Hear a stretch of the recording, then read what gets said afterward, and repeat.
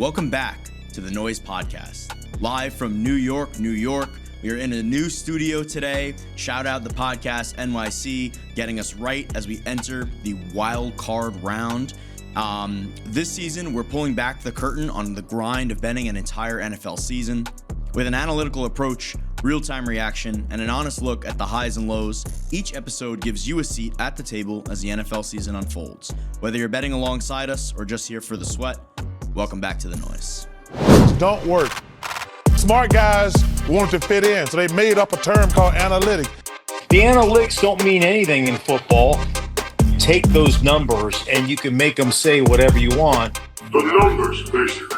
What do they mean? The numbers, basically. What do they mean? We'll jump right into it. NFL playoffs are here. It's the best time of year. We're at the wild card stage right now. Jam-packed slate this weekend. 2 games on Saturday, 3 on Sunday, 1 on Monday. This is going to be a super exciting weekend of football. We'll have a ton of picks and plays that'll be live in the Discord. I'm going to go through each game one by one on today's episode. I'll have a little bit more for some and a little bit less for others, but make sure you tune in to the rest of the show and get the picks that you're looking for. And if there's anything else that I play, make sure you join the Discord. The Discord is a place to get all of my bets in real time. As soon as I bet it, I send it out in the Discord. The link for the Discord is in the description. If you're watching on YouTube, please remember to like and subscribe. And if you're listening on Apple Music or Spotify, make sure you like, rate, and subscribe. The Discord link will be in the description of those as well. One item of housekeeping before we move on into the picks. Remember, you can join our best ball tournament, the Noise Playoff Challenge. You pick one roster that earns you points throughout the entire season. You'll get one player from each team. As they are eliminated, you'll no longer earn points for that player. It's half PPR scoring, and you go up against the entire league in a contest format. It's a $50 entry. Send us a DM if you'd like to join. More information is available in the description. All right, guys, let's jump right into it. First game on the docket, the Rams, 10.5-point favorites at the Carolina Panthers. Total in this game is 46.5. Initial open for this game was the Rams at -9.5. Quickly bet up. Even now, as I look in market, I see a couple of 11s out there. It's been all Rams money. No real action on the over or on the under. I think a little bit of shade towards the over in market a little bit, but no real action there. So this is a tough game to start on, but we'll keep it pretty simple. I don't know how this can be priced like this. I don't see a world where I don't see a rating I can give the Rams that's this high that allows them to be 10.5-point road favorites against the Panthers. Even if I made the Panthers home field 0, which it probably is, there's just no way I get to this number with the Rams. It's way too high. That being said, I am not going to be the guy that catches the knife with the Carolina Panthers. I know that this is, kind of off principle a little bit, where we want to be taking advantage of games that are mispriced, but the market seems to agree strongly with the Rams. They have some positives, right? Getting Devontae Adams back, getting Quentin Lake back, the safety. That's pretty surprising as well, given he was placed on IR. But Rams defense has kind of not been the same without Quentin Lake for whatever reason. The safety is an integral part of the defense, but we know that we just got this matchup right a few weeks ago. The Rams were pretty much the same, about 10-point favorites at Carolina, lost 31-28, upset a lot of survivor pools and money line parlays and all that stuff. So, I think the Rams are, if there's ever going to be an angle that they're going for retribution, it might be here against the Panthers who beat them. Plain and simple, right? The Panthers are probably my lowest rated team at this point in the playoffs. I don't have the Steelers particularly high, but the Rams are the worst team left. I think it's safe to say that they were worse than the Bucs, although they got in through the back door where, despite losing to the Bucs in Week 18, the Atlanta Falcons are able to give them this playoff matchup. I'm not sure that the Rams really care whether they played Tampa Bay or Carolina. They have the strongest position of any of the other wild card teams in the NFC getting to play Carolina.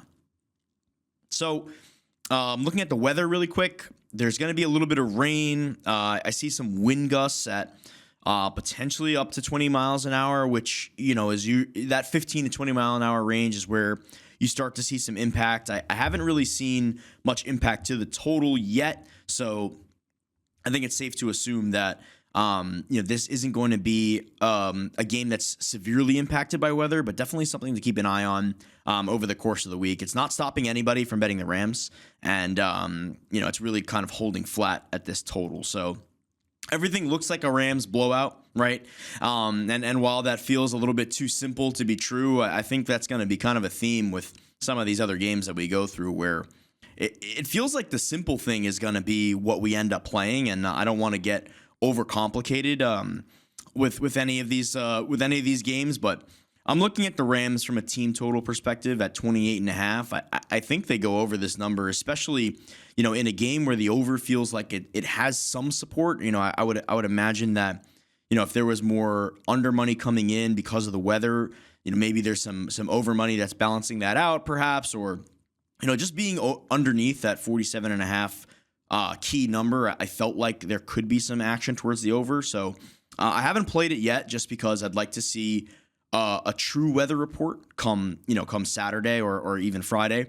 But for now, I think I'm leaning towards the Rams team total. Just this is not a matchup that Carolina is going to be comfortable with. Carolina's pass defense is not good. Their run defense is average at best. That was kind of what was leading them, on this little run that they had. But now that they're going up against, real team, real competition, again, I know they beat the Rams earlier this year, but I don't think that game's going to be super indicative of the performance this week. Sacking Matt Stafford twice in what felt like critical situations. Obviously, Stafford throws the 2 interceptions. Not something that I'm counting on being repeated in this game. So I'm going to lean towards the Rams here, but I'm just not going to lay this number because of a rating perspective. I don't think that it's fair to rate the Rams this much higher than the Panthers. So I won't be playing the side, but if I'm looking to play a Rams blowout, or I'm looking at a game where the Rams are in position to even cover this spread, I think they're going to go over the total of 28.5. Next game on Saturday is the night game as the Green Bay Packers go to Soldier Field to take on the Bears. Packers are about a -1 right now at the time of recording, total at 45.5. There's been a bunch of movement on this game throughout the week. I'll start with the total. Weather does not look good. In Chicago, you have wind gusts that are going to be within the 30 to 35 mile an hour range.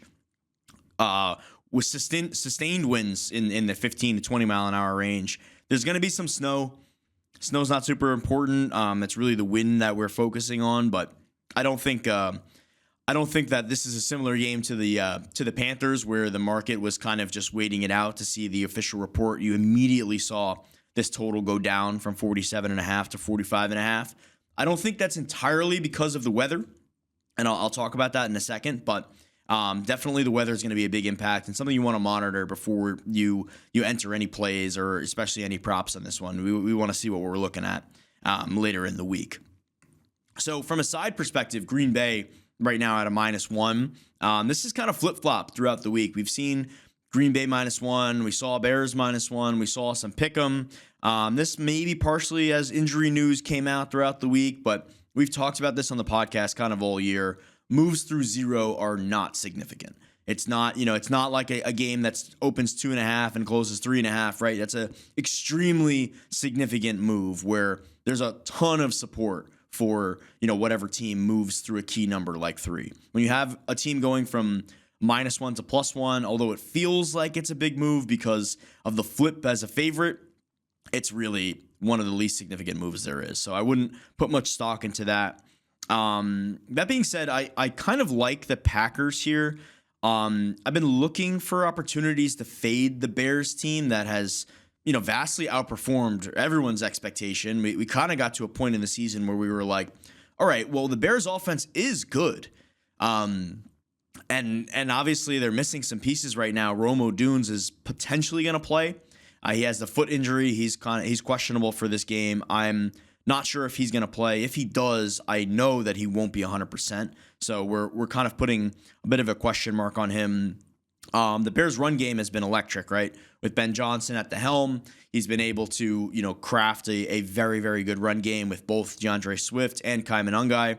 So that's an area where the Bears can attack Green Bay, right? I think Green Bay's run defense has been weak all year, but especially without Micah, the entire defense has really struggled. And there's some other injuries on the Packers side that have been a concern. So running the ball against the Packers is certainly going to be a game plan for the Bears where, if the weather's poor, if the Packers are giving up large gaps in the interior, they're going to be able to take advantage of that.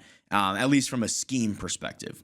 And that also is supportive of the under, where you kind of have a game where not only is the weather forcing the ball to stay on the ground, but you have two teams that are probably going to be able to run on each other. And running, again, takes up time, eats up more clock, and just lowers the amount of possessions that there's going to be in the game, which is usually supportive of an under. I do think 45.5 is still playable from an under perspective. Again, I personally haven't played it, but I think it's still in a range where you could consider it. Obviously, the 47.5 was great, but that was not a line that existed for too long. If you weren't, looking to bet that immediately after the games on Sunday in Week 18, you probably weren't going to catch that. So I don't think the under is unplayable.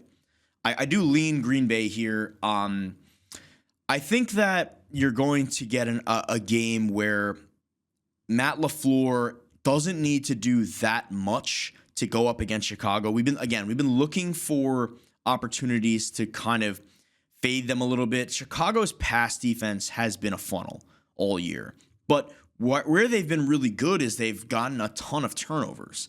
And we've talked about this on the podcast as well, where turnovers are not necessarily indicative of defensive success, right? You want to be looking at things like success rate or even DVOA in these circumstances. And Chicago isn't that good. They rate kind of more towards the bottom of the league than their interception rate would suggest. So when you have an offense like the Packers that is extremely efficient, we talked about this all the time with Jordan Love, right? The Jordan Love-led Packers are, top 3 in EPA per play. They're top 3 in EPA per drop back. When everybody's healthy on this team, which they should be relatively close from an offensive perspective, without Tucker Kraft still, but from the wide receiver core, they should be relatively healthy.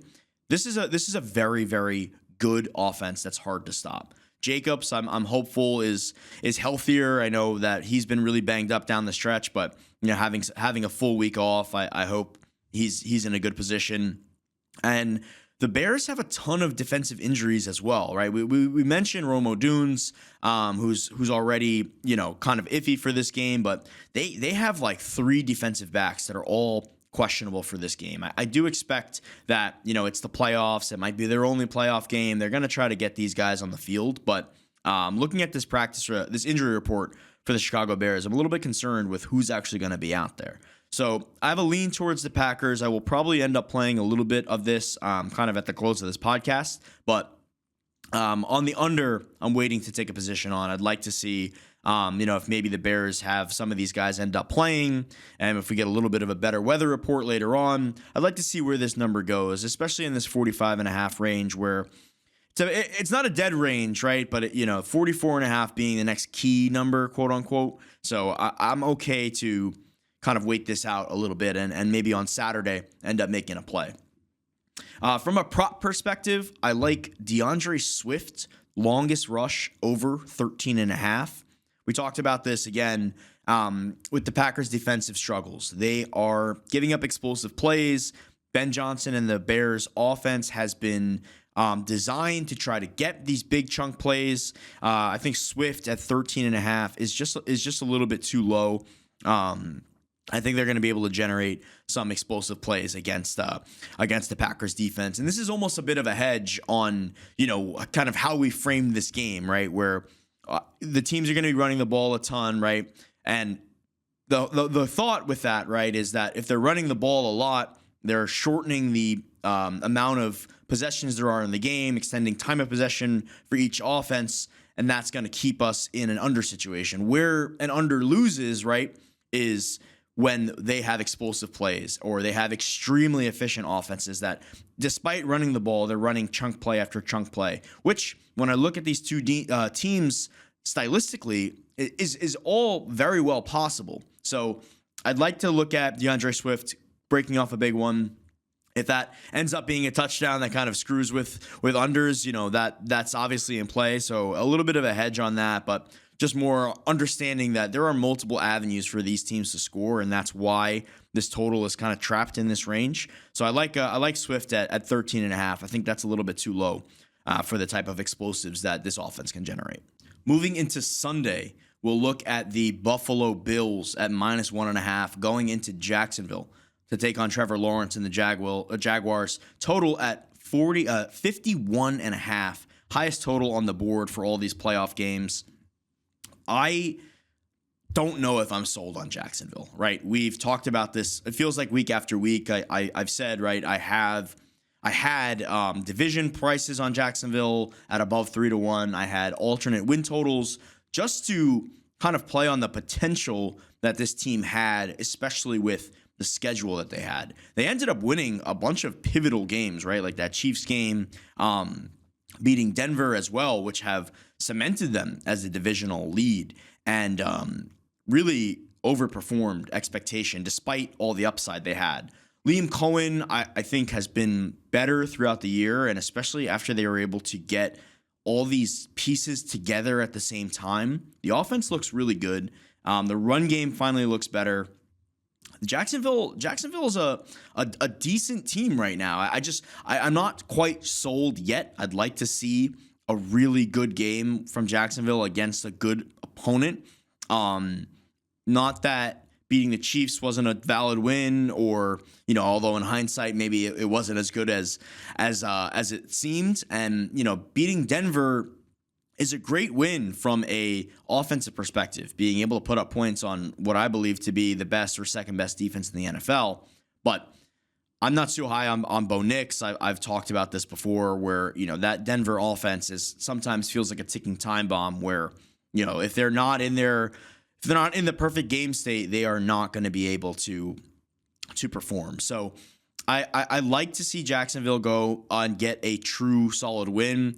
Not that Buffalo is a defense that I'm going to give them a lot of credit for. I don't think Buffalo is one of the worst run defense in the league, right? They're, I think, 31st in success rate against on the run. They are better against the pass, but have multiple injuries that are highly, highly concerning, right? A couple DBs, Maxwell Hairston, he might not play. Poyer, we don't know about his status. So they have some defensive backs that are potentially going to be missing this game. Daquan Jones on the pass rush, I believe, is going to play, but perhaps be limited. Their pass rush hasn't been great this year. It hasn't been bad, but they definitely are going to rely on a pass rush to be able to get to Trevor Lawrence and disrupt what is a very, very good passing game right now for Jacksonville. Couple items, right? We touched on Liam Cohen, where when he finally got all the pieces of this offense together, it started to look a lot better. I was a little bit concerned at the beginning of the year, especially with some of his decision-making as a new coach, brand new head coach as well, but the success that he saw with Baker Mayfield in Tampa Bay has finally started to translate over into Trevor Lawrence. I'm happy for Trevor Lawrence that he's had a season like this. We've kind of waited for him to be an MVP type of candidate, although he's a very far third in this market, but we've been waiting for him to put up this type of season, after being a kind of golden boy number one pick. So it's nice to see that, and the additions that I keep alluding to, right? Obviously, getting Jacoby Myers has sincerely opened up this offense, but getting Brian Thomas Jr. healthy, getting Brenton Strange healthy, these are now getting really positionally top 15 players into their positions and being able to be utilized. That's opened up the running lanes for Travis Etienne. That's opened up the slot for Parker Washington. So I really like how this offense is looking right now. I like how they're passing as well, which brings me to, kind of the crux of this matchup where the Buffalo Bills are really bad against the run, but the Jaguars' real strength has been the downfield passing attack. I don't want to see them go too run heavy against the Buffalo team that, although shouldn't, it should be the matchup advantage to run the ball heavily, but I don't want them to get outside of the flow and rhythm that their offense has been in for so many weeks at this point. And with Liam Cohen being a new head coach, no playoff experience as a head coach, I don't want him to kind of get too conservative, as we often see with many NFL coaches, some more experienced than Cohen, getting too conservative in what's deemed to be a difficult or high stakes matchup. So I'd like to see Jacksonville continue to throw the ball. I'd like to see them continue to push downfield. I know that when you're going up against Josh Allen, you are really trying to keep the ball out of his hands and keep that Buffalo offense off the field. But I think, you're going to need to try to get out to a lead in this one. And I like Jacksonville to do that, especially on a first half look. Thinking about the other side of the ball, right, with the Bills going up against Jacksonville, Jacksonville's weak spot on the defense is at cornerback. They are pretty good against the run. I mean, you're talking about a top 5 team in terms of DVOA and success rate. The Bills' bread and butter, right, is running the ball with James Cook. And we've talked about this time and time again with how almost lazy this Buffalo offense gets, where it's run, try to get something spectacular with Josh Allen. And sometimes that's a run, sometimes that's a downfield pass. The Bills have not surrounded Josh Allen with any wide receiver talent. I know they've taken some swings and misses at guys like Keon Coleman or whatever, but they're obviously, they've been missing Stephon Diggs for a couple of years now, but it's a huge hole for them, and they don't have anyone to throw the ball to. I don't think that they're going to be able to take advantage of this weak secondary, especially a secondary that doesn't have a ton of depth for Jacksonville, because they don't have wide receivers they're going to separate. They don't have wide receivers that are going to beat them downfield. If Tyrell Shavers breaks off a 50-yard run, I guess that's how we lose. But I don't think Buffalo is really built for this matchup. And I think stylistically, again, although I'm not too high on Jacksonville, stylistically, this is a great matchup for them. I think they match up really, really well. And I'm surprised to see this kind of in a pick'em range. I think at this point in the season, Jacksonville has deserved to get a little bit of credit. And even if you don't think they should, which I still caveat that I kind of I'm a little shaky on, Buffalo's not good. This Buffalo defense is bad, and the offense is waiting for Josh Allen to do something spectacular. Josh Allen, who, mind you, might have a broken foot. So I'm not really thrilled with the Bills' offense right now. I'm certainly low on their defense. I think Jacksonville's a good play, and that's an official play that I have bet. I bet Jacksonville on the money line at about plus 100. So that's my first official bet. I gave out a couple other leans and stuff that I might end up playing. Remember, make sure you check the Discord for all of my official bets. But if you check it right now, you'll see Jacksonville money line in there. So other thing I wanted to mention on this game is a bit of a prop look. Again, I do think Jacksonville gets out, and I'd like to see them live. I'd like to see what they do to try to see if they're going to be pushing the ball early, which would be great for them to be able to score, and that'll open up lots of need for the Bills to pass the ball and lots of need for Josh Allen to kind of push the ball downfield. But like I mentioned, they don't really have the wide receivers to do that. So I'm more looking at a Dalton Kincaid or Dawson Knox type of play. Again, I haven't played anything officially on this yet. I'm waiting to run my numbers a little bit later in the week. But looking at receptions or receiving yards for either Knox or Kincaid, I think are going to end up being good plays, because that's going to be the angle that the Bills are going to need to go to. They're going to need to throw the ball at some point against this Jacksonville team, and they just don't have the wide receivers to do it. I think Jacksonville can be beat in their linebacking core, and I think Dalton Kincaid is in for a bunch of targets. Will that translate into a big game that the Bills can win? I don't know, but there's certainly going to be a bunch of targets going that way, and something that I'll look to get involved in.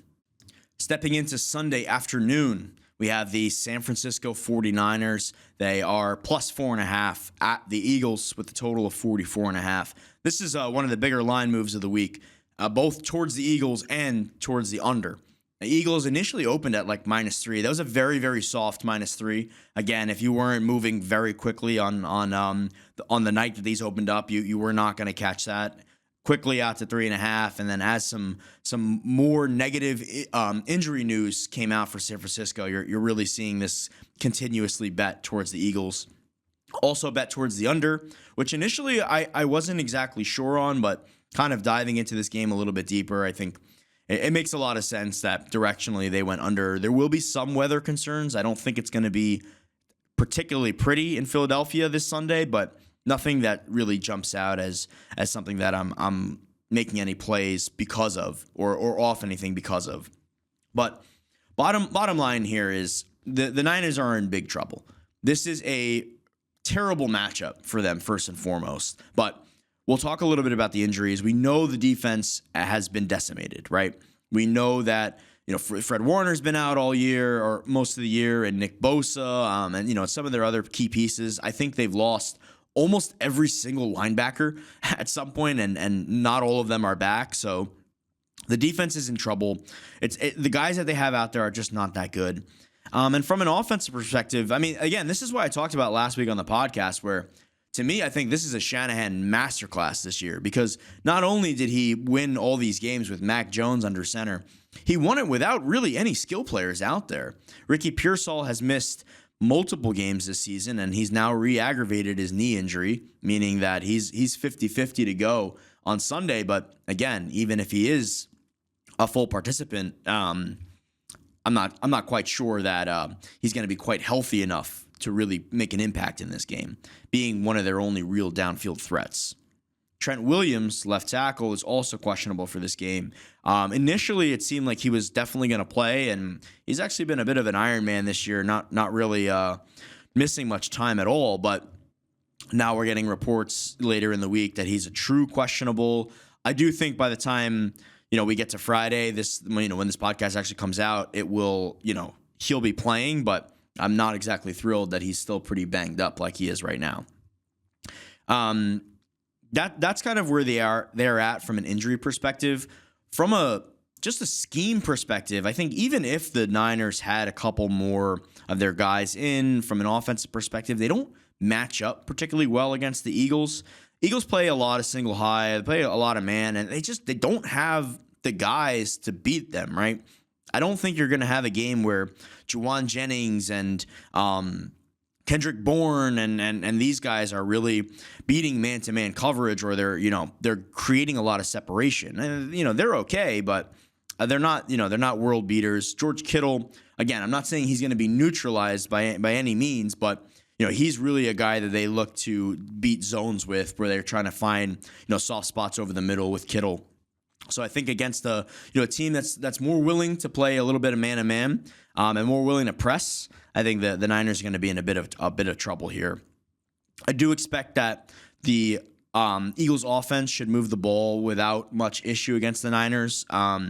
We know I've talked about them all year kind of being just out of sync. And I mean, that's been exhausted, right? You don't need me to tell you that the Eagles offense hasn't been good this year. They can't run the ball. But we have seen glimpses of a pretty decent pass game when they're able to get Devonta Smith and A.J. Brown both involved, both in the game. This has only lasted for a couple halves of a couple games, unfortunately. But when they're able to get in sync, we have seen somewhat of a downfield passing attack from the Eagles. And against this Niners defense that doesn't generate any pressure, doesn't have any linebackers, and is going to be forced to play a ton of coverage that they just can't keep up with. These are two elite wide receivers on the Eagles side, and I don't think they're going to have any issue moving the ball. What really holds them back is the play calling, right? Kevin Patullo, the new OC, is quite poor. It is a very basic scheme and a very poor play call at times. So talent-wise, the Eagles should be able to run away with this. It's really just a play call that tends to hold them back. And I'm curious if we'll see a little bit of a Chiefs Andy Reid finally bring out the good plays type of feeling from the Eagles this year. I'm not counting on it because I don't think Patullo is that good, but I'm curious if we'll kind of see them, show some stuff that we haven't seen in a couple weeks or kind of all year, or maybe even show some new sequencing on plays that we're expecting to see. So I like the Eagles here. I think it's a slam dunk spot. I know we missed a great number in 3. There wasn't a ton of liquidity on that 3 in general. If you were looking to place a big bet, you might not have been able to get it down. So I'm not too mad about missing it, but I think now where we stand at 4.5, I think it's still fine. I think you could still lay 4.5 of the Eagles. I'm probably going to end up playing some alternates because I think this really could get into blowout territory, especially if the Eagles offense looks semi-okay in the first half of this game. You're going to get a lot of Brock Purdy attempts with heavy pressure now that the Eagles have gotten Jalen Phillips from Miami, right? Carter's back healthy in the lineup. They are generating a lot more pressure. They've moved from kind of an average defense back into that elite defense conversation. So I think they're going to have they being the 49ers are going to have a hard time stopping the pressure from the Eagles. And the Eagles wide receivers are great in coverage. That's the other thing. The Eagles cornerbacks are great in coverage. You have guys that are going to be playing press coverage. They're going to be able to stunt these wide receivers. And again, the Niners don't really have the guys that are going to be able to separate against these wide receivers. So I think the Niners are going to throw a lot into tight coverage towards the second half of the game. Another prop look I would look at is Christian McCaffrey on receptions. I think, especially, I know the Eagles are going to make it a point to try to take their best offensive player out of the game plan. I'm not saying that, we're making any groundbreaking picks, right, by saying, well, they're going to try to get the ball to their best player. But when they're going to be playing a ton of man-to-man coverage, they're probably going to end up throwing this ball 25 times in the second half. A lot of those targets are going to go to CMC. And I think with a line of 5.5 where you're getting plus money on it, I'd bet it now. I'd bet some alternates as well. I really wouldn't be surprised if we see like a Christian McCaffrey 8 catches for like 55 yards type of game, just because they're going to have such a hard time moving the ball. I don't think they're going to get a lot of stuff downfield because they don't really throw the ball downfield in the first place. The 49ers attack is a ton of yak, a ton of stuff in the intermediate or short game. That's where Brock Purdy excels, right? That's where he's most accurate. They want him to release the ball quickly. They want to keep the offense moving and get the football into their skill players' hands. They're going to have a very hard time doing that against the Eagles defense. And again, they're going to try to force the ball, and that's why I'm going to go towards a receptions angle with CMC. So picks here, right? We're going to play CMC over 5.5 receptions. I'll probably play some alternates as well. And I'm also going to play some alternates on the Eagles. I think at 7.5 and maybe even a 10.5 as well. Get some nice juicy prices there. And, I guess we'll root for the Eagles this weekend. We'll step into the Sunday night game with the Chargers catching 3.5 points at the Patriots with a total of 46.5 in some spots. Strong movement towards the over all week, which I tend to agree with given the question marks that we have for the defenses here. So I'll start with the Patriots, right? The media circus all year has been the Patriots' schedule. Their weak strength of schedule. They are not. They haven't played many elite teams, right? They haven't really played anybody other than the Bills. So it's kind of hard to judge Drake May and the Patriots off this season. The one point that I will make on this, though, is that they are constantly overperforming the market. There are, I think, 12 wins against the spread, which, again, I don't really use against. Well, I'll use this moment for a quick betting one-on-one, I guess, right? When we're looking at ATS records, if I have a team that is 12-5 or 11-6 ATS, right, I'm not going to use that as indicative that they will cover the next spread. I'm not going to say because this team often covers spreads that they will now cover the next one. That's not how you bet. But if we have a team that is constantly covering spreads, that could mean that the market is undervaluing them.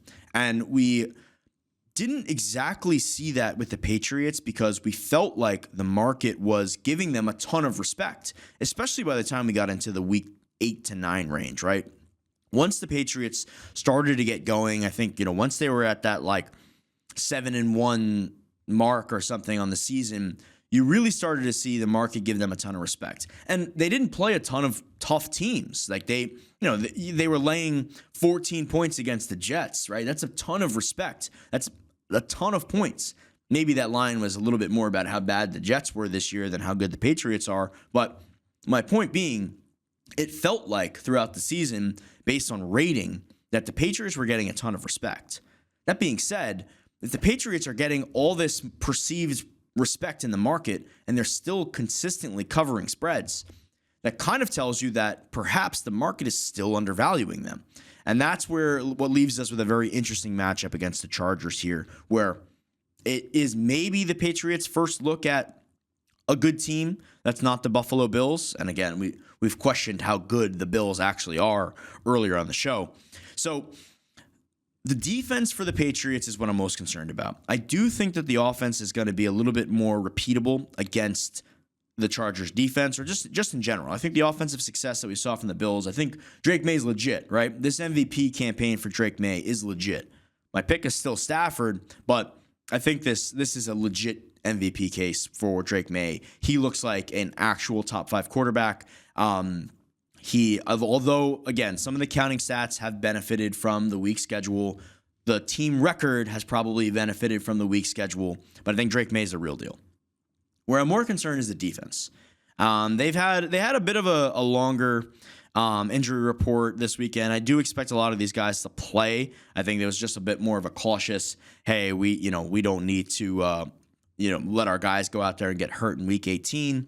So I think they'll end up being okay from a personnel perspective, but I'm a little bit concerned with the team. I'm not sure that they're going to generate a pass rush that is at an elite level, and I don't think they're going to get a pass rush at any time in these playoffs that are going to be anywhere near, let's say the Eagles. But when you look at the Chargers, they have one of the weakest offensive lines in the league. From a injury perspective, right? Obviously, losing Joe Alt is really tough. Can't think of his name right now, but losing their other tackle, Rashawn Slater, these are significant losses. These are, what ended up being some of the better tackles in the league. That Joe Alt was supposed to play right tackle, and Slater at left, and obviously both flanks are down for the Chargers. They're not coming back. They lost some guards as well, so Chargers offensive line's in shambles from both a run block and a pass block perspective. Although I think Justin Herbert can be all worldly at times, he's been a bit mistake prone, and obviously he's been under pressure a lot this year, so I don't particularly blame him. But that being said, I think this is kind of gearing up towards the over, and we saw that with market movement, right? We saw this at 44.5 just get shot up to 46.5. I think it's at the edge of value right now. I'm not sure if I'll play this number particularly.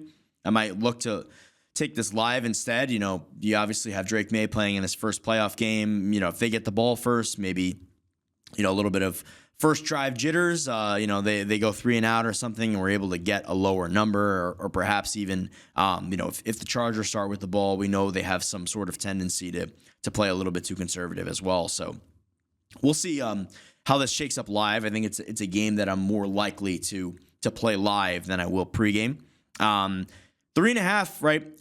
It feels like the Chargers shouldn't be this much of an underdog to the Patriots. But again, the Patriots have proven time after time that they are deserving of the rating that we're giving them, and perhaps they're even better than the market's suggesting. So this is a little bit similar to the Rams and Panthers calculus, where although from a pure number perspective, I don't exactly feel like the Chargers should be 3.5 point favorites.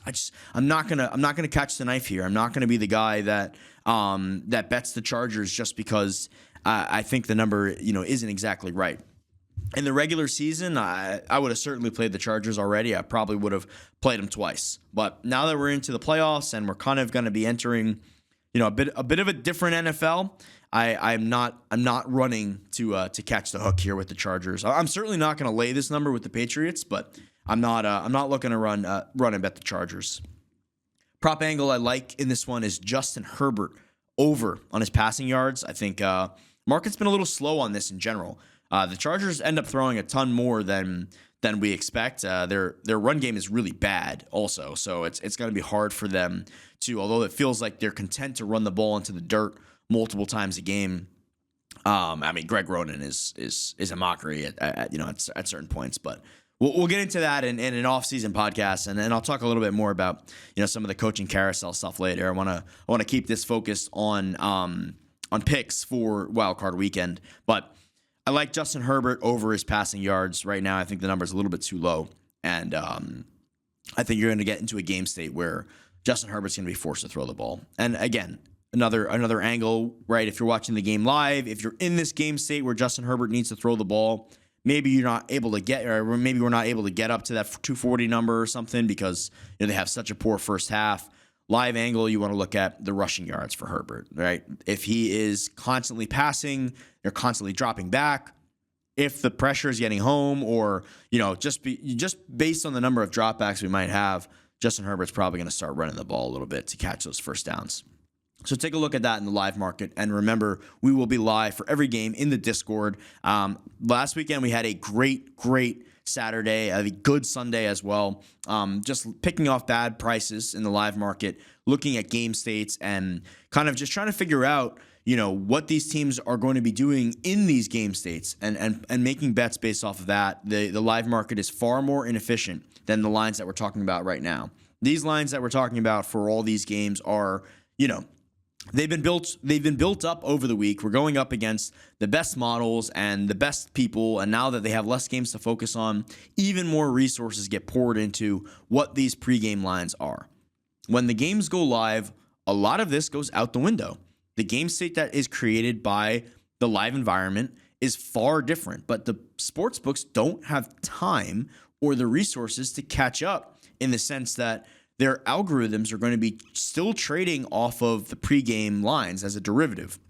Yes, there's, it's not quite as simple as that necessarily, but you're still in a much less efficient environment than you are right now. So again, join the Discord and get with me as we're betting these sports live. It's the best way to do it, and really where we made a killing this year. All right, guys, last game on the docket. Thanks for sticking with me if you've watched the whole show. We have the Texans -3 at the Steelers. Total is at 39.5. This is the lowest total on the board for all the wild card games.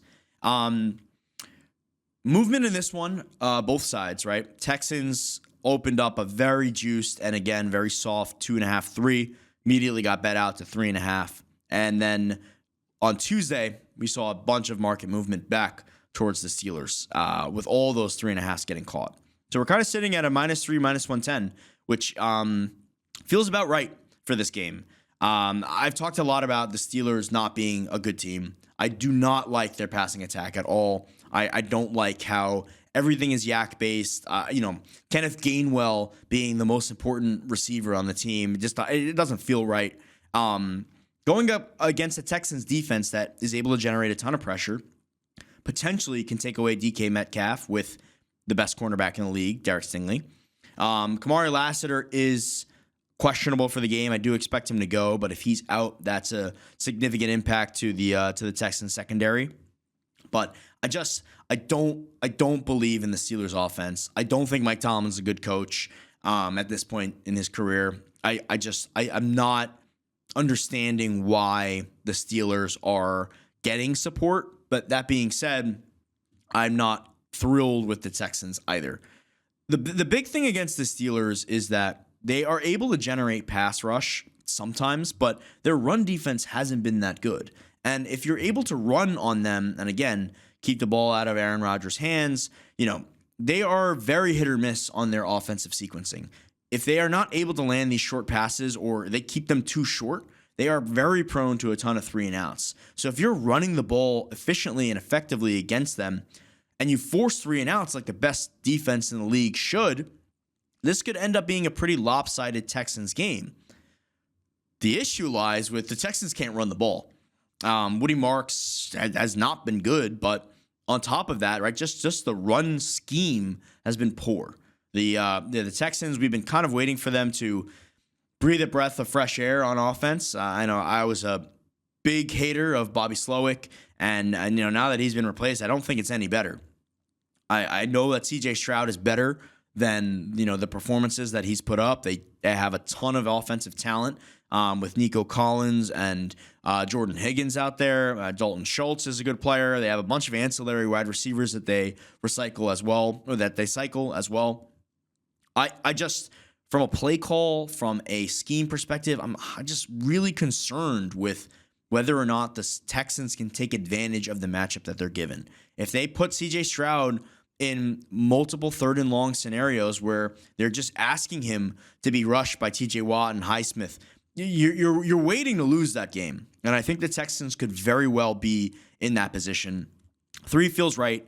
39.5, it feels right as well. I'm not going to force a play on this game just because I think that you could enter multiple game states where the Texans defense is so dominant that, their lack of efficient offense is okay, or they finally are able to run the ball against a team that has had a hard time stopping it all year. Or you have a game where the Steelers plug up the gaps and, they break out a lucky play or two, right? If you have a screenplay that goes for 60 yards for Gainwell, or, maybe DK Metcalf is able to get separation on a deep throw, Texans offense has so much potential to be inefficient that could be enough.